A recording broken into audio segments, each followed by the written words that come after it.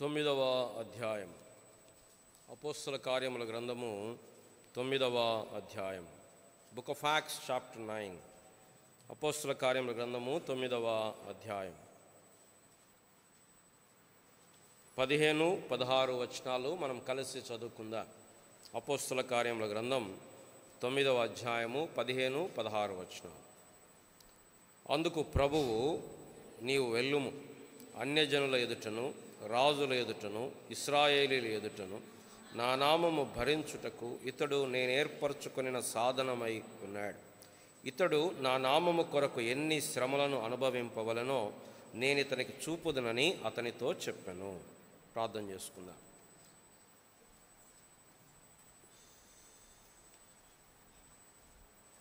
ప్రేమ కలిగిన మా ప్రియ పరలోకపు తండ్రి, ఈ యొక్క ఉదయకాల సమయంలో నీ మందిర ఆవరణంలో చేరి నీవు ప్రేమించి ప్రాణం ఇచ్చిన నీ యొక్క రాజులైన యాజక సమూహంతో చేరి నీ స్వకీయ సంపాద్యంతో కలిసి నేను కూడా మిమ్మల్ని స్తుతించడానికి ఆరాధించడానికి మీరు ఇచ్చిన ఆధిక్యతను బట్టి వందనాలు, స్తోత్రాలు.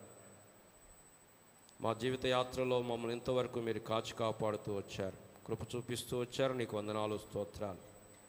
ఆ కారణములన్నిటిని బట్టి మీరేమై ఉన్నారో, మీరు మా జీవితంలో ఏం చేశారో వీటన్నిటిని బట్టి మా హృదయమారా నేను సన్నుతించటానికి ఆరాధించటానికి మా హృదయాలను సంసిద్ధపరచండి. హృదయ కాఠిన్యమును పాపం వలన కలుగు భ్రమ నుంచి మా హృదయములను తప్పించండి. కృతజ్ఞతతో మా హృదయం ఉప్పొంగునట్లుగా చేయండి. కొత్త గీతముతో మా హృదయం ఉప్పొంగునట్లుగా మీరు చేయండి. పాత తిత్తులలో ద్రాక్షారసం పోసినప్పుడు ఆ తిత్తులు ఎలా పిగిలిపోతాయో మా హృదయము ఆరాధనతోటి స్తుతితోటి ఉప్పొంగటానికి సహాయం చేయండి. మా గిన్నె నిండి పొరలటానికి కృప చూపించండి. వచ్చిన వారిని బట్టి వందనాలు, స్తోత్రాలు. మార్గం మధ్యంలో ఉన్నవారిని మీరు త్వరగా తోడుకొని నీ మందిర ఆవరణంలో సంపూర్ణమైన రీతిలో సంతోషించడానికి కృప చూపించమని సహాయము చేయమని యేసు ప్రభు నామమున ప్రార్థించి అడిగి వేడుకుంటున్నాము తండ్రి, ఆమేన్.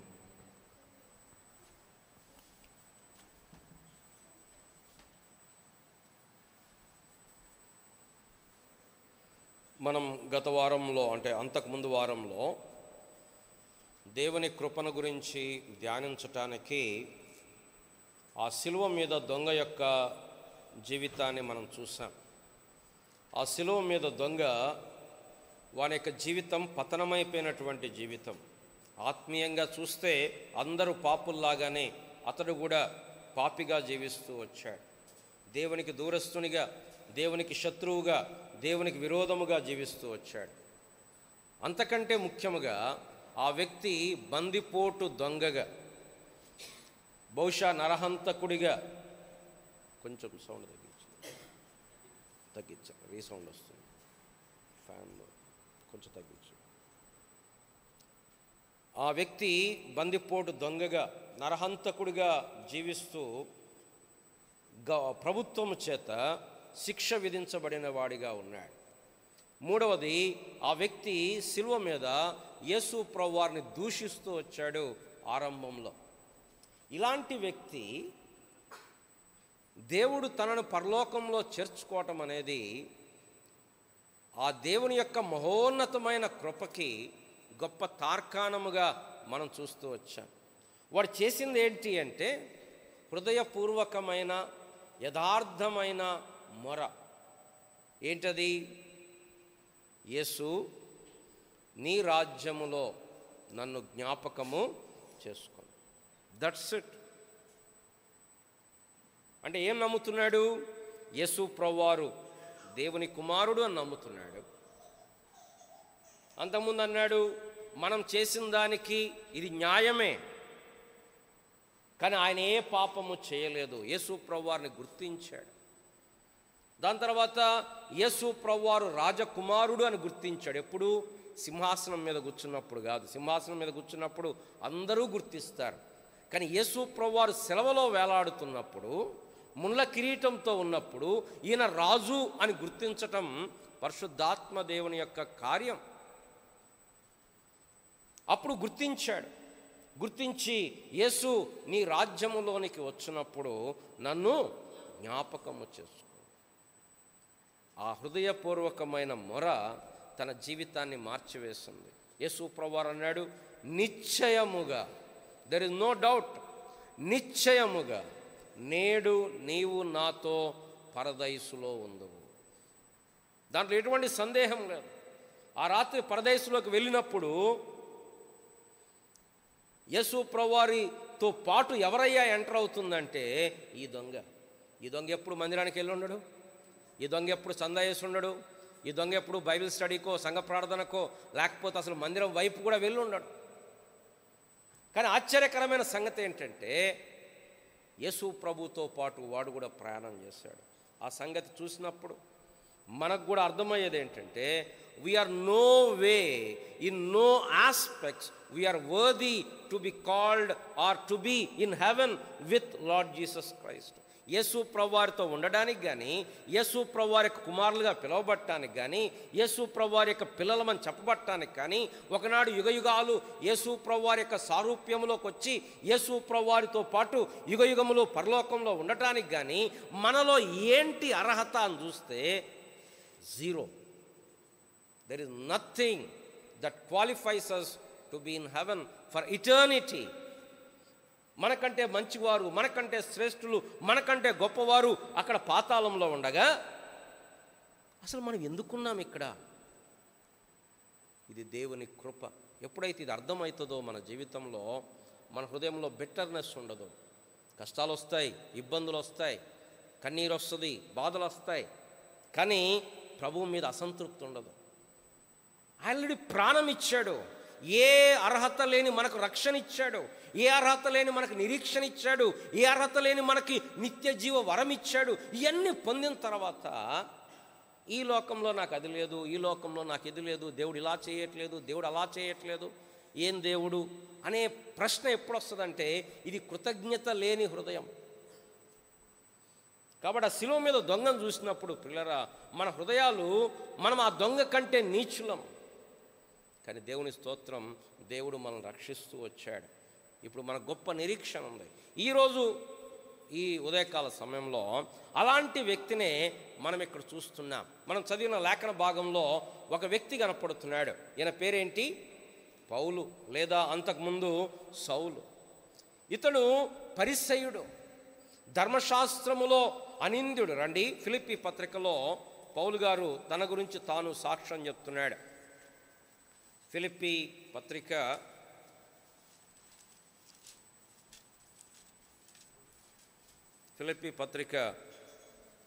3వ అధ్యాయము 5వ వచనము.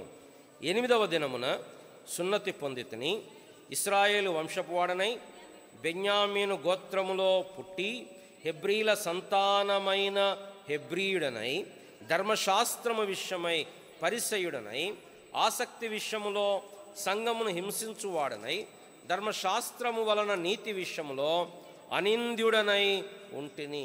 గలతీ పత్రిక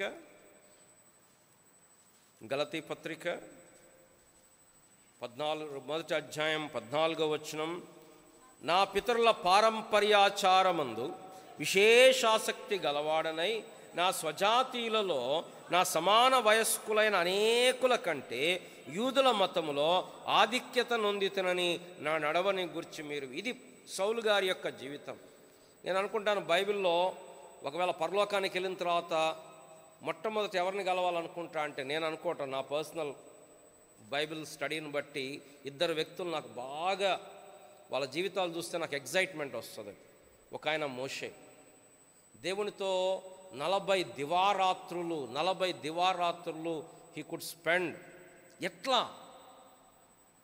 దేవుడు ఎన్ని రహస్యాలు పంచుకుని ఉంటాడు, కానీ ఆయన రాసింది చాలా తక్కువ. దేవుణ్ణి చూశాడు, ముఖాముఖిగా దేవుని చూశాడు. ఇంకొకరైతే 4 పుస్తకాలు రాసేవాళ్ళేమో నేను చూసిన దేవుడు అని, బట్ ఆయన ఏం రాయలే అక్కడ. కానీ దేవుణ్ణి ముఖాముఖిగా ఎరిగినవాడు. రాయబడుతుంది, మనుష్యుడు తన స్నేహితునితో మాట్లాడుచున్నట్లు దేవుడైన యెహోవా మోషేతోటి మాట్లాడుచుండను. 2వ వ్యక్తి ఎవరంటే కొత్త నిబంధనలో పౌలు గారు. ఆయన రాసినటువంటి పత్రికలన్నీ చదువుతుంటే ఈ మనిషి ఎంత దేవుని యొక్క జ్ఞానమును పొందినవాడు అనిపిస్తుంది. ఆయన కమిట్మెంట్ చూస్తుంటే, ఆయన యొక్క గోల్స్ చూస్తుంటే ఆయన నా మట్టుకైతే బ్రతుకుట క్రీస్తే, చావైతే లాభము. నేను వెడలిపోయి ప్రభుత్వం ఉండాలని ఉంది, కానీ ఇక్కడ నా పని ముగించబడలేదు. ఇక్కడ ఆయన జీవితం, ఈ పౌలు గారి యొక్క జీవితం కొత్త నిబంధన క్రైస్తవులందరికీ ఎంతో ఆశీర్వాదకరం. ఆయన పత్రికలు దాదాపు 13 పత్రికలు మనం చూస్తే, 9 సంఘ పత్రికలు, 4 వ్యక్తిగతమైన పత్రికలు మనం చూస్తే క్రీస్తు ప్రభువారి యొక్క ఐశ్వర్యాన్ని, సంఘము యొక్క మర్మమును, సువార్త యొక్క మర్మమును, సువార్త అంటే ఏంటో విశదీకరించిన వాడు అపోస్తులైనటువంటి పౌలు గారు.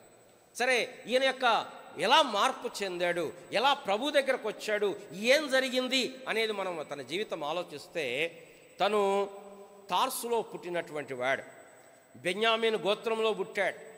పరిసయ్యులు, ఆ దినములలో ఇశ్రాయేలీలలో పరిసయ్యులు అనే ఒక తెగ బయలుదేరింది. వారు ఏంటంటే భక్తిని చాలా సీరియస్గా తీసుకునేవాళ్ళు, చాలా ఉపవాసాలు చేసేవారు, ఒక ప్రత్యేకమైన గుంపులాగా వారు ఉండేవారు, చాలా కఠోరమైనటువంటి నియమ నిష్టలు పాటించేవారు.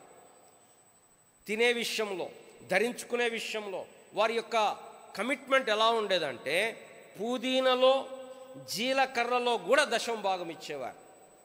ఇమాజిన్, పుదీనా, జీలకర్ర, వాటిలో కూడా దశమ భాగం తీసేవాళ్ళు. అంటే వాళ్ళు భక్తిని చాలా సీరియస్గా తీసుకున్నారు. బహుశా ఆరంభంలో మంచిగానే ఉండుంటుంది, కానీ దినాలు గడిచే కొలది అదొక ఆచారం అయిపోయింది, అదొక బాహ్యమైనటువంటి ప్రవర్తన అయిపోయింది. ఈ సౌలు గారు ఆ తెగలోంచి వచ్చినటువంటి వాడు, కానీ ఈయన బాహ్యమైన ఆచారంలో లేడు. దేవుని పట్ల ఆసక్తి కలిగి ఉన్నాడు, ధర్మశాస్త్రం పట్ల ఆసక్తి కలిగి ఉన్నాడు. గమలీయేలు పాదాల దగ్గర ధర్మశాస్త్రమును నేర్చుకున్నాడు, అభ్యసించాడు. He's a scholar, maybe he's a like a doctorate in theology. చాలా నేర్చుకున్నాడు. రోమా పౌరుడు, సిటిజన్షిప్ పట్టి చూస్తే రోమా ప్రభుత్వంలో పౌరుడు, రోమన్ సిటిజన్షిప్. ఆ దినాల్లో అది చాలా గొప్ప ఆధిక్యత. ఇప్పుడు అనుకుంటారే అమెరికాలో గ్రీన్ కార్డ్ ఉంది, అమెరికాలో సిటిజన్షిప్ ఉంది అనుకుంటారే. ఆ దినాల్లో రోమా ప్రభుత్వం యొక్క సిటిజన్షిప్ మరి ఎలా వచ్చిందో మనకు తెలియదు. బహుశా మరి ఎక్కడ పుట్టిన ప్రాంతమో లేకపోతే వాళ్ళ తల్లిదండ్రుల విషయం మనకు తెలియదు, కానీ హీ గాట్ రోమన్ సిటిజన్షిప్. కానీ బయటికి చూస్తే తన జీవితం చాలా బాగుంది. సున్నతి పొందాడు, బెన్యామీనీయుడు, ఇశ్రాయేలీయుడు, పరిసయ్యులలో ఏమంటున్నాడు అక్కడ ఫిలిప్పీ పత్రికలో, ఫిలిప్పీ పత్రిక 3వ అధ్యాయం ఇంకొక చోట అంటాడు, పరిసయ్యులలో పరిసయ్యుడు అంటాడు. ఎక్కడది అమ్మా? 3వ అధ్యాయం 5వ వచనంలో ఏమంటాడు? హెబ్రీల సంతానమైన హెబ్రీడనై ధర్మశాస్త్రము విషయమై పరిసయ్యుడను. అంటే చాలా నిష్ఠగా ఉన్నాడు ఈ వ్యక్తి. ఇంత ధర్మశాస్త్రమును ప్రేమించిన వ్యక్తి యేసు ప్రభువారికి శత్రువుగా సంఘమును హింసించటమే తన జీవిత ధ్యేయంగా పెట్టుకున్నాడు. గలతీ పత్రిక 1వ అధ్యాయం 13వ వచనంలో అంటాడు, పూర్వమందు యూదా మతస్థుడనై ఉన్నప్పుడు నేను దేవుని సంఘమును అపరిమితముగా హింసించి నాశనము చేయుచూ వచ్చాను. కొరింథీ పత్రిక 15వ అధ్యాయంలో అంటాడు, 1 కొరింథీ 15వ అధ్యాయంలో అంటాడు 9వ వచనంలో, దేవుని సంఘమును హింసించినందున అపోస్తులను అనబడుటకు యోగ్యుడను కాను అని చెప్పి అంటాడు. తిమోతికి రాస్తూ అంటాడు, తిమోతికి రాసిన 1వ పత్రికలో తాను చెప్తూ అంటున్నాడు, ఏమంటున్నాడు? పూర్వము 12వ వచనం 1వ అధ్యాయం, పూర్వము దూషకుడను హింసకుడను హానికరుడనైన నన్ను, తన జీవితాన్ని తను చూసుకున్నప్పుడు దూషకుడు, హింసకుడు, హానికరుడు. ఏం చేస్తున్నాడు? ధర్మశాస్త్రాన్ని ప్రేమించి ఆయన యేసు ప్రభుని ఎలా చూస్తున్నాడు అంటే, ఈ యేసు ప్రభు అనుచరుల వలన నా యూదా మతం పాడైపోతుంది, కాబట్టి నేనేం చేయాలి? ఈ యేసు ప్రభు అనుచరులని నాశనం చేయాలి, చంపేయాలి. ఇది ఆయన తీర్మానం. యేసు ప్రభు యొక్క అనుచరులను నాశనం చేయాలి. రండి, అపోస్తుల కార్యములు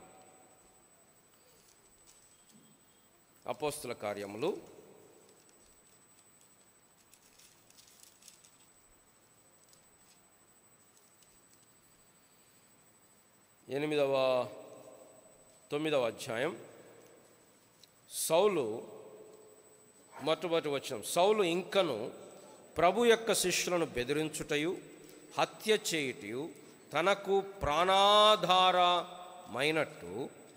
ప్రధాన యాజకుని యొద్దకు వెళ్ళి, ఈ మార్గమందున్న పురుషులనైనను స్త్రీలనైనను కనుగొనేలా వారిని బంధించి యెరూషలేమును తీసుకొని వచ్చుటకు దమస్కులోని సమాజముల వారికి పత్రికలిమ్మని అడిగను. ఆయన ఆల్రెడీ యెరూషలేములో చాలా సంఘమును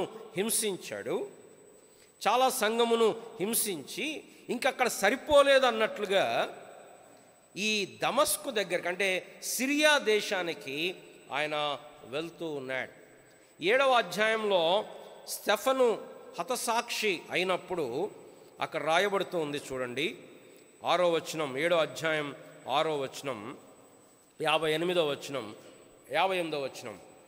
పట్టణము వెలుపలకి అతన్ని వెళ్ళగొట్టి రాళ్ళు రువ్వి చంపిరి.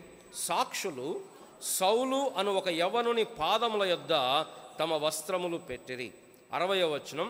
అతడు మోకాల్లోని, ప్రభువా ఈ వారి మీద ఈ పాపం మోపకుమని గొప్ప శబ్దముతో పలికెను. ఈ మాట పలికి నిద్రించను. సౌలు అతని చావునకు సమ్మతించను. ఈ వచనం చదివితే ఏమర్థమవుతుంది? The whole act was steered, was orchestrated by this man called Saul. ఆ స్టెఫను రాళ్లతో కొట్టి చంపటం, స్టెఫను బంధించటం, దీని వెనకాల ఎవరున్నారు అంటే ఈ సౌలు అనే యవనస్తుడు ఉన్నాడు. ఇప్పుడు చెప్పండి, దేవుడు ఇలాంటి వాడిని ఏం చేయాలి? మనమైతే ఏం చేసేవాళ్ళం? ఒకవేళ మన పిల్లల్ని హింసిస్తున్నాడు, మన పిల్లల్ని శిక్షిస్తున్నాడు, మన పిల్లల్ని చంపటమే ధ్యేయంగా పెట్టుకున్నాడు అంటే ఇలాంటి వ్యక్తిని మనమైతే ఏం చేసేవాళ్ళం కదా? ఎంత ద్వేషించేవాళ్ళం, ఎంత శిక్షించేవాళ్ళం మనకు శక్తి ఉంటే. మనకు శక్తి లేదు కానీ నిజంగా మనకు కానీ శక్తి ఉంటేనా అసలు మన శత్రువుల్ని వాళ్ళందరినీ భస్మం చేయకపోయినాం. మనకు లేదు, దేవుని స్తోత్రం. ఒకవేళ మనకు కానీ అది ఉంటే అసలు ఆ ప్రభావం ఏంటో చూపించేవాడు. కానీ ఈ వ్యక్తి జీవితాన్ని చూస్తే పిల్లరా, దేవుడు ఈ వ్యక్తి పట్ల గొప్ప ఉద్దేశాలు కలిగి ఉన్నాడు. ఈ వ్యక్తి దేవుణ్ణి ప్రేమించట్లేదు, బయటికి ప్రేమిస్తున్నాడు కానీ అది జ్ఞానానుసారమైనది తప్ప ఆత్మీయమైనది కాదు. సంఘమును హింసించడమే తన ధ్యేయంగా పెట్టుకున్నాడు. ఇలాంటి వాణ్ణి దేవుడు రక్షించాలి. ఎట్లా రక్షిస్తాడు దేవుడు? ఏం జరిగింది? సౌలు దేవుని దగ్గరకు వచ్చాడా? దేవుడు సౌలు దగ్గరకు వచ్చాడా? సౌలు దేవుణ్ణి వెదకట్లేదు. చాలా స్పష్టముగా దేవునికి శత్రువుగా, దేవునికి దూరస్తుడిగా సంఘమును హింసిస్తూ, యేసు ప్రభు యొక్క గాయములు రేపుతూ, యేసు ప్రభు వారు అన్నాడు సౌలును కలిసినప్పుడు, యేసు ప్రభు వారు ఏమన్నాడు? సౌలా సౌలా నన్నేలా హింసించుచున్నావు? రండి, 9వ అధ్యాయము 4వ వచనము. అప్పుడు అతడు నేల మీద పడి, సౌలా సౌలా నీవేళ నన్ను, ఆయన యేసు ప్రభువును హింసిస్తున్నాడు, అనగా తన సంఘమును హింసిస్తున్నాడు. తన సంఘమును హింసించినప్పుడు యేసు ప్రభు వారు అంటున్నాడు, నా సంఘమును హింసిస్తున్నావు అనట్లేదు, అంటున్నాడు నన్నేలా హింసిస్తున్నావు అంటే యేసు ప్రభు వారు తనను తాను సంఘముతోటి ఐడెంటిఫై చేసుకుంటున్నాడు. సౌలా సౌలా నన్నేలా హింసించుచున్నావు? ఈ వ్యక్తి హింసకుడు, దూషకుడు, హానికరుడు. ఈ వ్యక్తిని దేవుడు వెతుకుతున్నాడు. మనం బైబిల్లో చదువుతాం, మనం దేవుణ్ణి ప్రేమించలేదు, ఆయనే మొదట మనల్ని ప్రేమించను. మనం ఆయన దగ్గరికి రాలేదు, ఆయనే మనల్ని వెతుక్కుంటూ వచ్చాడు. మనం మంచోళ్ళమని కాదు, మనం శ్రేష్టమైన వారమని కాదు, భక్తి గల వారమని కాదు, మనము ఇతరుల కంటే మంచివారమని కాదు. ఇక్కడ సౌలు గొప్పవాడని దేవుడు వెదకలేదు. అతడు హానికరుడు, అతడు హింసకుడు, అతడు దూషకుడు, యేసు ప్రభువును దూషిస్తున్నాడు, నరహంతకుడు. ఎవరిని చంపాడు? ఏదో డ్యూటీలో భాగంగా సైనికులుగా చంపలేదు. ద్వేషం పెంచుకొని, దేవుని యేసు ప్రభువారి పట్ల ద్వేషం పెంచుకొని ఏం చేస్తున్నాడు? రాస్తున్నాడు చూడండి. శిష్యులను బెదిరించుటయు, 9వ అధ్యాయం మొట్టమొదటి వచనం, హత్య చేయుటయు. See his terrorism. టెర్రరిస్టులు అంటామే, ఇదిగో ఇక్కడే కనపడతా, జిహాదీ. యేసు ప్రభువారి శిష్యులను బెదిరించాలా, హత్య చేయుట తనకు ప్రాణాధారం. అంటే ఇక అది లేకపోతే నేను బతకలేను. This was the hatred he had in his heart towards God. దేవుని స్తోత్రం. ఈ వ్యక్తిని దేవుడు ఎలా డీల్ చేస్తున్నాడు చూస్తే దేవుని కృప అంటే ఏంటో మనకు అర్థమవుతుంది. దేవుడు ఎలాగ మనల్ని ఏర్పాటు చేసుకున్నాడో మనకు అర్థమవుతుంది. ఈ వ్యక్తిని దేవుడు శిక్షించాలి. ఈ వ్యక్తిని దేవుడు ప్రత్యేకంగా శిక్షించాలి. ఎంతమంది విశ్వాసులు ప్రార్థన చేస్తుంటారో, ప్రభువా ఈ సౌలు అనేవాడు సంఘాన్ని హింసిస్తున్నాడు, ప్రభువా ఈ సౌలు అనేవాడు నీ బిడ్డలను హింసిస్తున్నాడు, ప్రభువా వీని ఏదో ఒకటి చేసేయి కదా. మన ప్రార్థనలు చాలాసార్లు అలానే ఉంటాయి. కాలు తీసేయి ప్రభువా, చేయి తీసేయి ప్రభువా. నేను విన్నా నా ప్రార్థన, ప్రభువా వాళ్ళ చేయి తీసేయి, వాళ్ళ కాలు తీసేయి, వాళ్ళు ఎగిరిపోవాలా, వాళ్ళు లేచిపోవాలా, పడిపోవాలా, చేసి ఉండొచ్చు. కానీ దేవుడు వారి ప్రార్థనలు వినలేదు. దేవుడు వారి ప్రార్థనలు ఆలకించలేదు. దేవుడు ఈ వ్యక్తిని ప్రేమించాడు అనేది మనకు అర్థమవుతుంది. పౌలు గారు అదే చెప్తాడు. ఏమంటాడు? నన్ను ప్రేమించాడు దేవుడు. చూడండి, కొరింథీ పత్రిక 2వ కొరింథీ 6వ అధ్యాయం, 2వ కొరింథీ కాదు కదా, 1 కొరింథీ కదా,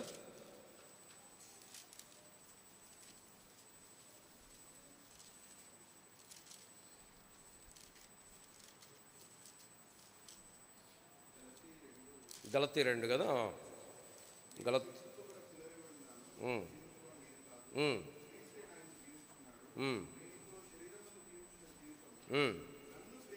నన్ను ప్రేమించి 2:20 నన్ను ప్రేమించి నా కొరకు తన్ను తాను అప్పగించుకొనిన దేవుని కుమారుని యందలి విశ్వాసము వలన పౌలు గారు చెప్తున్నాడు, దేవుడు నన్ను ప్రేమించాడు.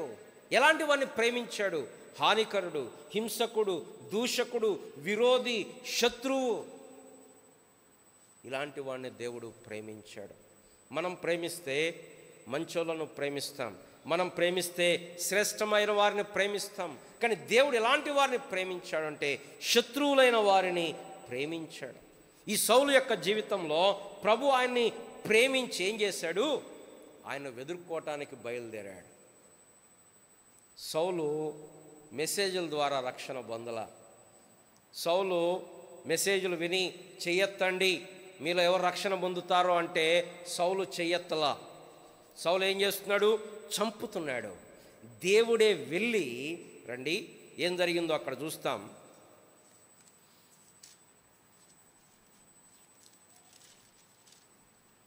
తొమ్మిదో అధ్యాయం, అపోస్తుల కార్యములు 9వ అధ్యాయం 3వ వచనం. అతడు ప్రయాణము చేయొచ్చు దమస్కు దగ్గరకు వచ్చినప్పుడు అకస్మాత్తుగా ఆకాశము నుండి ఒక వెలుగు అతని చుట్టూ ప్రకాశించను. గొప్ప వెలుగు. దాని తర్వాత ఈ సాక్ష్యం చెప్తూ అంటాడు, గొప్ప వెలుగు ప్రకాశించింది అంటాడు. దాని తర్వాత మళ్ళొక అధ్యాయంలో అంటాడు, సూర్యుని కంటే తేజోమయమైన వెలుగు అని చెప్పి అంటాడు. ఆ వెలుగు అంటే ప్రభు వచ్చాడు. ఎప్పుడైతే ఆ వెలుగు ప్రకాశించిందో అతడు నేల మీద పడిపోయాడు. ఇప్పుడు దేవుడు అతనితో మాట్లాడుతున్నాడు. ఏమంటున్నాడు? సౌలా సౌలా నీవేళ నన్ను హింసించుచున్నావు. పిల్లరా, మనం రక్షణ పొందామంటే అర్థం మనం దేవుని దగ్గరికి వచ్చామని కాదు. మనం ఏదో సోబర్ మైండ్లో ఉండి మనకై మనము దేవుణ్ణి కోరుకున్నామని కాదు. పరిశుద్ధాత్మ దేవుడు మనలో కార్యము చేయటమును ద్వారా, యేసు ప్రభువు అన్నాడు, నా తండ్రి వానిని ఆకర్షిస్తే తప్ప నా యొద్దకు ఎవ్వడు కూడా రాలేడు. రండి యోహాను సువార్త 6వ అధ్యాయము, యోహాను సువార్త 6వ అధ్యాయము 65వ వచనము. మరియు ఆయన తండ్రి చేత వానికి కృప అనుగ్రహింపబడకుంటే ఎవడును నా యొద్దకు రాలేడని ఈ హేతువును బట్టి మీతో చెప్పితనను. 44వ వచనం. నన్ను పంపిన తండ్రి వానిని ఆకర్షించితేనే కానీ ఎవడును నా యొద్దకు రాలేడు. పిల్లరా, మనం దేవుని దగ్గరకు వచ్చామంటే కారణం మన సొంతంగా మనం ప్రభు దగ్గరకు రాలేదు. పరిశుద్ధాత్మ దేవుడు మనలో కార్యము జరిగించగా మనం ప్రభు దగ్గరకు వచ్చాము. ఇప్పుడు సౌలు తనంతట తాను ప్రభు దగ్గరకు రావట్లేదు. ప్రభుకు విరోధముగా ఉన్నాడు, శత్రువుగా ఉన్నాడు. కానీ దేవుడు వదిలిపెట్టలేదు, దేవుడు శిక్షించలేదు, దేవుడు తన మీద కోపం పెంచుకోలేదు, దేవుడు తనను ద్వేషించలేదు, ప్రేమించాడు. ఇంకో చోట ఏమంటాడు? ప్రేమించి నా కొరకు తన్ను తాను అప్పగించుకున్నాడు. అంటే పౌలు గారికి ఏమర్థమైందంటే దేవుడు నన్ను ప్రేమించాడు. రెండవది, ఎలా ప్రేమించాడు? నా కొరకు ఆయన చనిపోయాడు, నా కొరకు మరణించాడు. ఆ మాట ఆయన పట్టుకుంది. అందుకోసం ఆ కొరింథీయులు ఏమంటాడు? జీవించు వారికి మీదట తమ కొరకు కాక, 2 కొరింథీ 6వ అధ్యాయం, జీవించు వారికి మీద 15వ వచనం. తమ కొరకు కాక తమ నిమిత్తము మృతి పొంది తిరిగి లేచిన వాని కొరకే జీవించుటకు ఆయన అందరి కొరకు మృతి పొందనని నిశ్చయించుకో. అంటే ప్రభువారు మనల్ని ప్రేమించి మనందరి కొరకు ఆయన చనిపోయాడు. ఇది పౌలు గారు ఎరుగుతూ వచ్చాడు. అక్కడ జరిగిన సంఘటన కూడా చూస్తే పౌలు గారు మందిరానికి రాలా. ఆయన సువార్త చెప్పడానికి కూడా ఛాన్స్ ఇచ్చి ఉండడు. స్కాలర్ కాబట్టి ఒకవేళ విన్నాడేమో, స్కాలర్ కాబట్టి కొంచెం ఆలోచించాడేమో మనకు తెలియదు. కానీ ఎంత ద్వేషముతో ఉన్నాడంటే యేసు ప్రభువారి పట్ల, ఆ ద్వేషము చంపటానికి కూడా వెనుకదీయట్లేదు. ఆల్రెడీ స్టెఫను చంపేశారు. స్టెఫను చంపినప్పుడు ఆ యొక్క వారి వస్త్రములన్నీ సౌలు యొక్క పాదముల దగ్గర పెట్టారు. మనకు రాయబడుతుంది, సౌలు అతని చావునకు సమ్మతించను. అంటే పర్మిషన్ ఇచ్చాడు, లేకపోతే నాడెడ్, దాని వెనకాల ఉన్నాడు. ఇప్పుడు ఈ వ్యక్తిని దేవుడు దర్శిస్తున్నాడు. ఎలా దర్శిస్తున్నాడు? గొప్ప వెలుగు ప్రకాశించింది, అకస్మాత్తుగా కింద పడిపోయాడు. కింద పడిన మరుక్షణం ఆయనకు అర్థమైంది, దేవుడు నన్ను దర్శిస్తున్నాడు. వెంటనే ఏమన్నాడు? ప్రభువా, చూడండి 5వ వచనం, 9:5, అపోస్తలుల కార్యం 9:5. ప్రభువా, నీవెవడవని అతనిని అడగగా. ఇంగ్లీష్లో ఇంకో పదం కూడా ఉంది, అక్కడ మనం మిస్ అయింది. ప్రభువా, నీవెవరవు, నన్ను ఏం చేయమంటావు? ఇంగ్లీష్లో చదువుతారా? Who are you Lord? అక్కడ ఇంకొక వచనాల్లో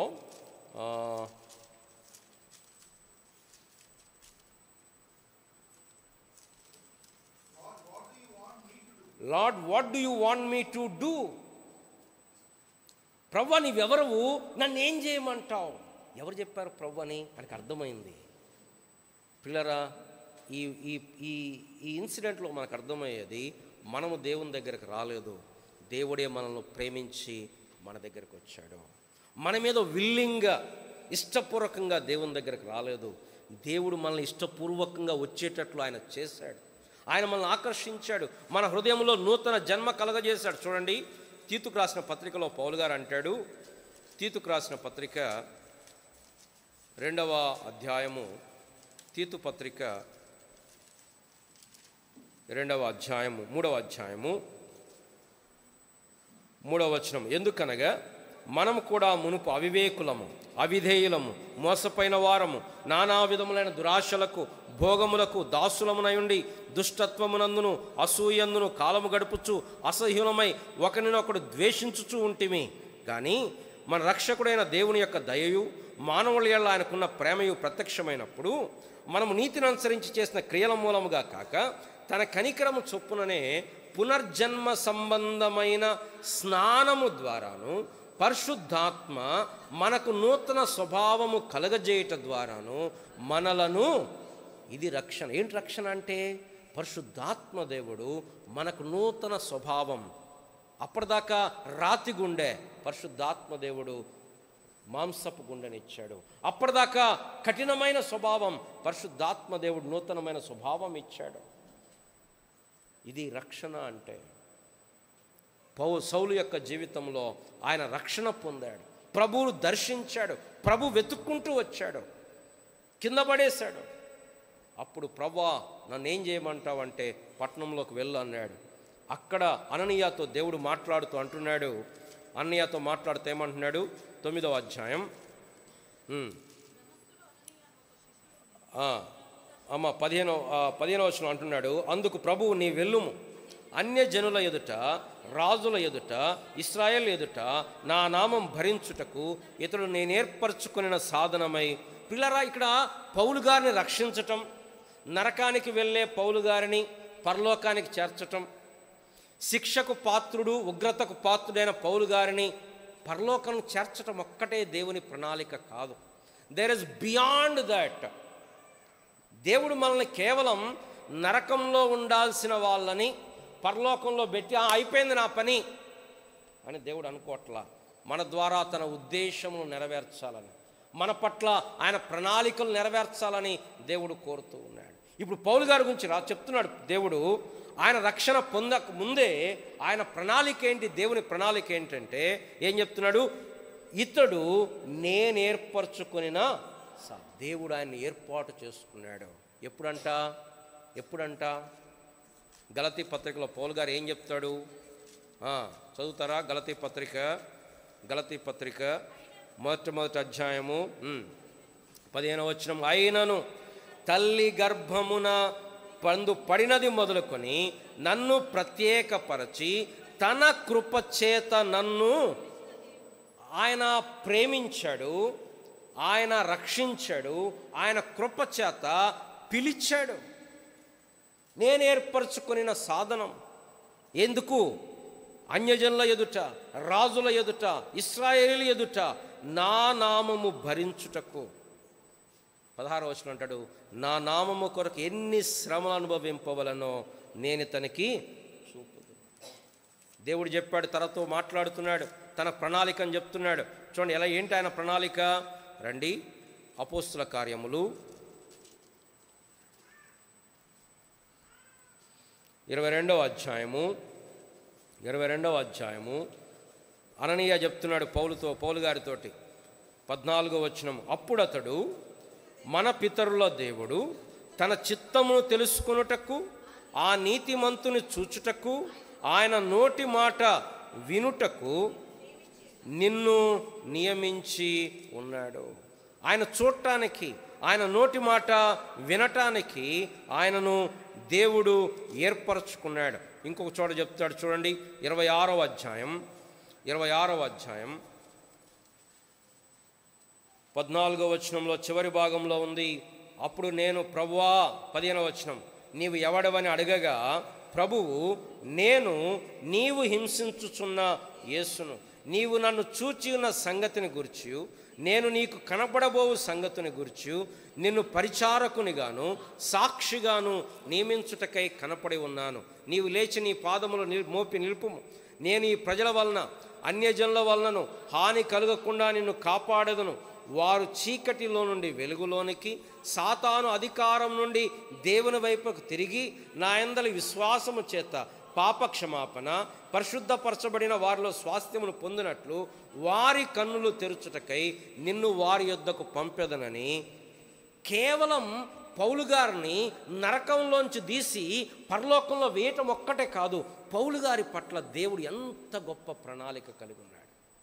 తన ద్వారా ఊహించండి, ఆ వ్యక్తి రాసిన రచనలు 2000 సంవత్సరాల తర్వాత ఇంకా కొన్ని వందల వేల మంది పిహెచ్డీలు చేశారు, ఎంతమంది బోధిస్తున్నారు. అంటే దాంట్లో ఎంత డెప్త్ ఉండాలి, ఎంత లోతు ఉండాలి. నిజమే, ఇది పరిశుద్ధాత్మ దేవుని క్రియలే వాక్యం అనేది. కానీ ఆ మనిషిని దేవుడు వాడుకున్నాడు. ఎలాంటి మనిషి ఆ మనిషి? హానికరుడు, హింసకుడు, దూషకుడు, దేవుని ద్వేషించేవాడు, దేవుని పట్ల ఇష్టం ఉన్నవాడు కాదు, దేవుని పట్ల కోపమున్నవాడు, ద్వేషమును, ఇలాంటి వాడిని దేవుడు ఏర్పరచుకున్నాడు. తన సేవలో వాడుకున్నాడు. తన జీవితంలో అనేకమైన కష్టములు వచ్చాయి, నష్టములు వచ్చాయి కదా. ఎన్నిసార్లు చెప్తాడు, దిగంబరిగా ఉన్నాడు, ఆపదల్లో ఉన్నాడు. రండి 2 కొరింథీ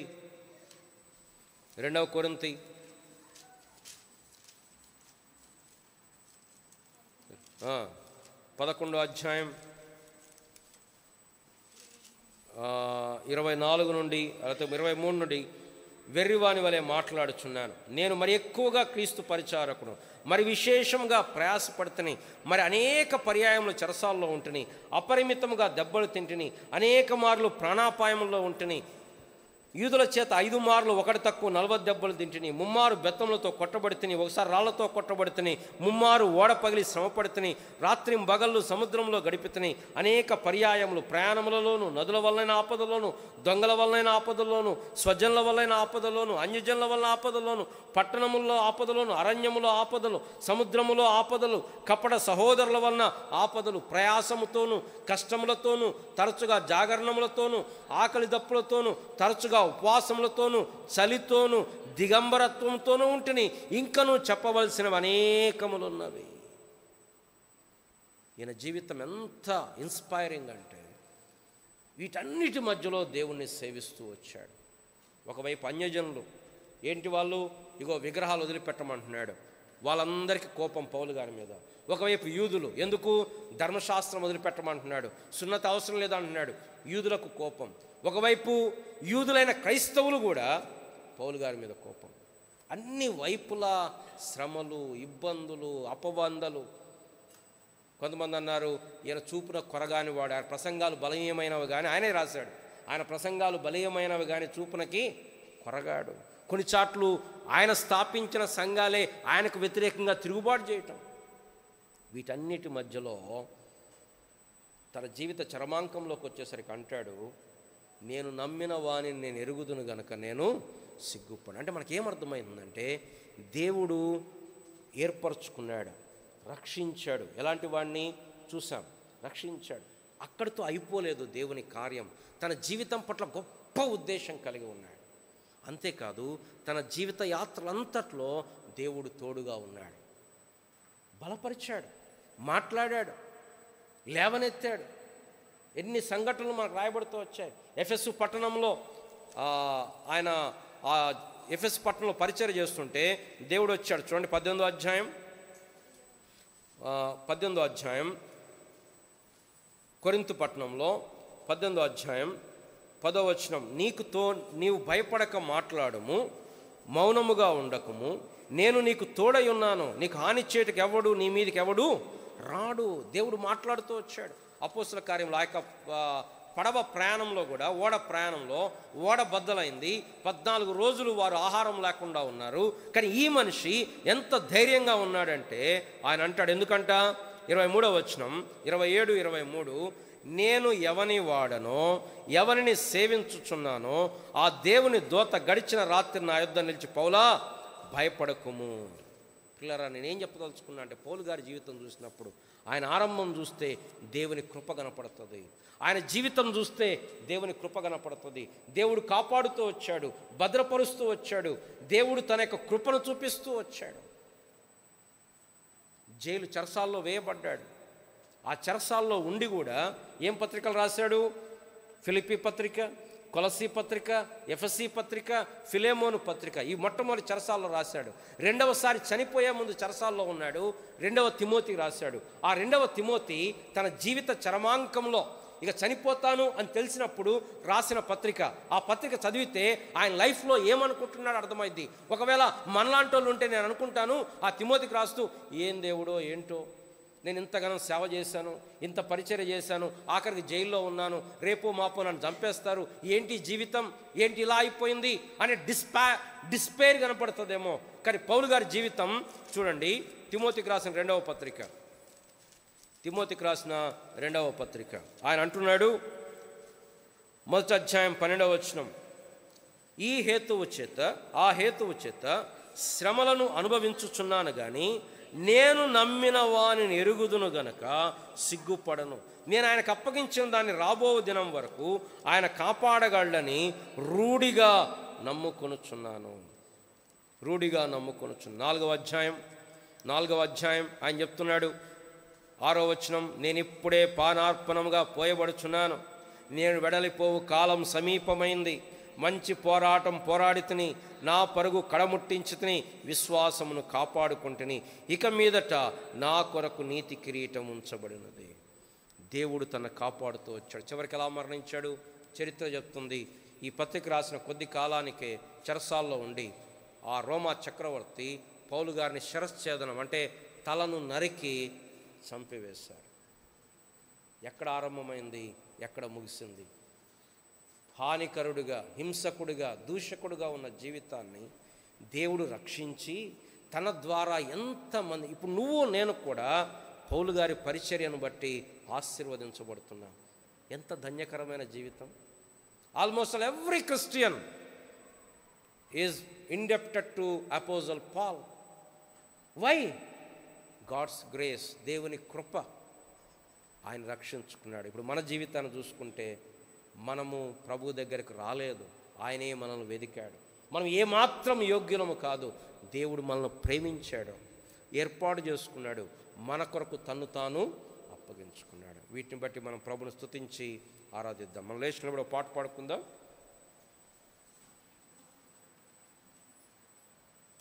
కుమార్